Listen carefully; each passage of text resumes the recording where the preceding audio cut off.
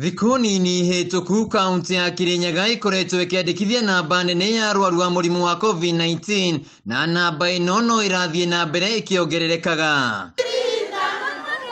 Hĩndĩ ya icera rĩake mwena wa Kĩanjĩrũ gĩcũgũ kaunti-inĩ ya Kirinyaga, Gavana Anne Waigũrũ nĩahithũrĩtie atĩ thibitarĩ ciothe kaunti-inĩ ĩno nĩirĩkĩtie kũihũra na arwaru a mũrimũ wa COVID-19 na rĩu namba ĩyo yathiĩ na mbere kwambatĩra maũndũ maya gũthũka makĩria. Nituonete situation ya COVID rĩu ĩkĩambata mũno Kirinyaga na nĩtũravoya andũ aitũ moe wĩra ũyũ na ũritũ ũrĩa wagĩrĩire. Gĩtũmi gĩa tũke gũkũ mũthĩ nĩ kũhingũra nĩ ku-inspect na gũtengeria thibitarĩ citũ cia health center irĩke.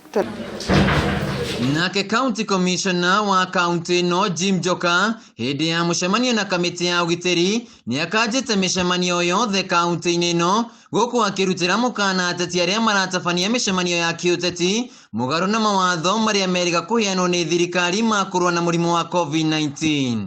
The law enforcement agencies have arrested and aligned in court 5,487 people for contravening various guidelines, containment measures on COVID-19.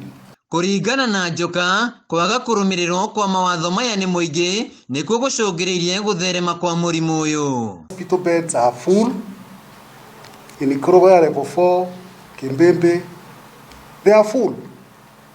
And therefore, I want to take this opportunity to tell the members of public to take personal responsibility in taking care of themselves. Gũkinyĩria rĩu arwaru 16 nĩo marĩ ICU, 5 marĩ hatĩka-inĩ na 3 nĩ marĩkĩtie kũhurũka kumana na mũrimũ wa COVID-19.